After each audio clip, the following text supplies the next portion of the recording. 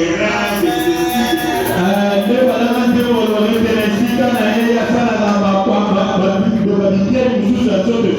Papa, même nous avons donné un exemple similaire. Il y a une soeur en Europe qui a accouché, je crois, 3 ou 4 fois, 100 ans.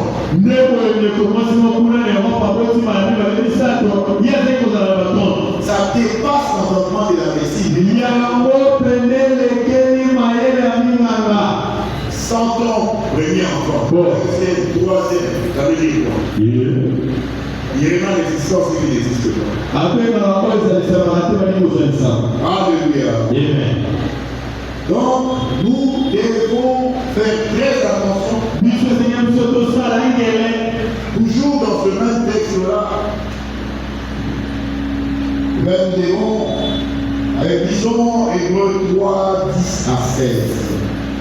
Hébreux 13.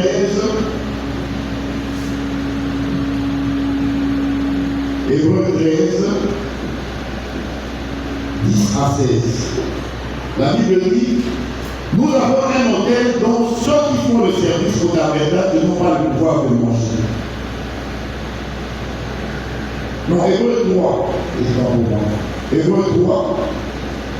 Hébreux 3, autant pour moi, 10 à 16.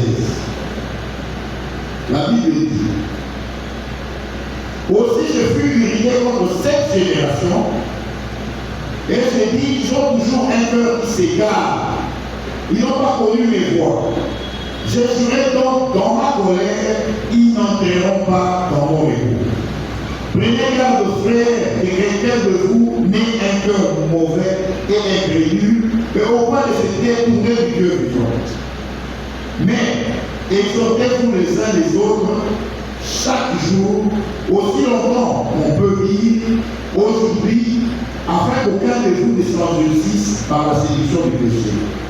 Car nous sommes devenus participants de Christ, pourvu que nous réveillions fermement jusqu'à la fin l'assurance que nous avions au commencement. Pendant qu'il est dit aujourd'hui, si vous entendez sa voix, n'endurcissez pas vos cœurs, comme l'homme de la révolte, qui furent en effet ceux qui se révoltèrent après avoir entendu, sinon tous ceux qui étaient sortis d'Égypte sous la conduite de Moïse. Nous acclamons cette place. Bien aimé, dans ce texte, on parle de l'égarement. À l'époque, quand Israël a quitté l'Égypte, la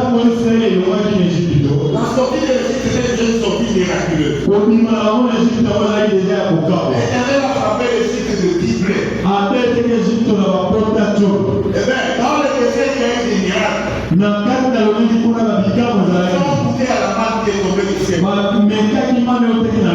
Ils ont goûté de l'eau qui sortait même du rocher.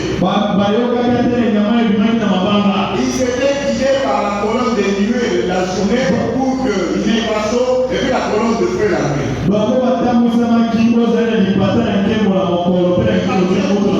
C'est carré ici.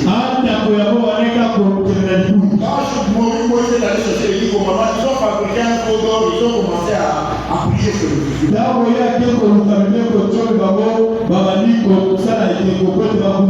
Ils ont traversé la mer rouge à sec. Pour eux, malgré ça, ils ont continué à s'égarer.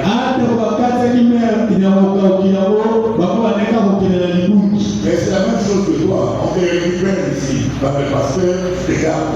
Il y en a qui commencent même à changer de cellule. Aujourd'hui, il est ici. Après s'être égaré, avoir été réprimandé, on les retrouve à Kingawa 1. Bien aimé, fais attention à l'égarement. La Bible dit ici, quand tu t'égares comme ça, l'Éternel risque de jurer que tu n'entreras pas dans son auto. Il y en a qui viennent pour des miracles, mais tu vas t'égarer. Regarde-toi vers Dieu et à sa parole. Ces gens étaient venus pour des miracles, mais ils s'égaraient toujours.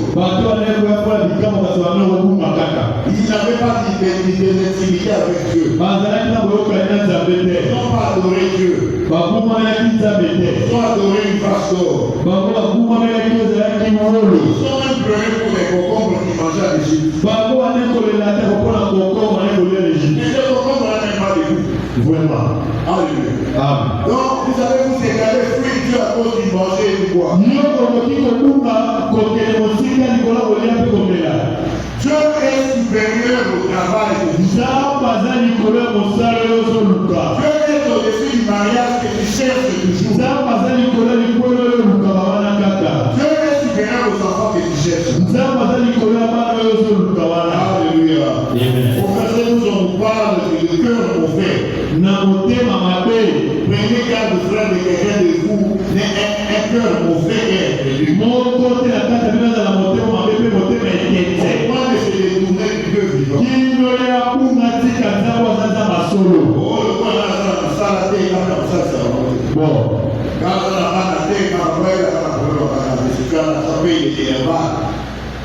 Être les orphelins, les veuves, le Seigneur va te restituer. Alléluia. Amen. Il faut croire dans la parole de Dieu. Croire en Dieu. Ton incrédulité n'est pas justifiée. Ne te retourne pas du Dieu vivant bien. Ne deviens pas occultiste. C'est là qu'ils sont devenus occultistes même.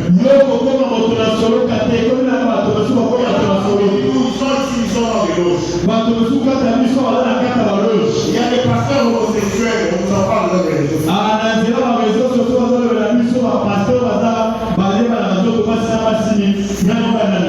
suivant l'exemple des noms. Dans des temps difficiles comme maintenant.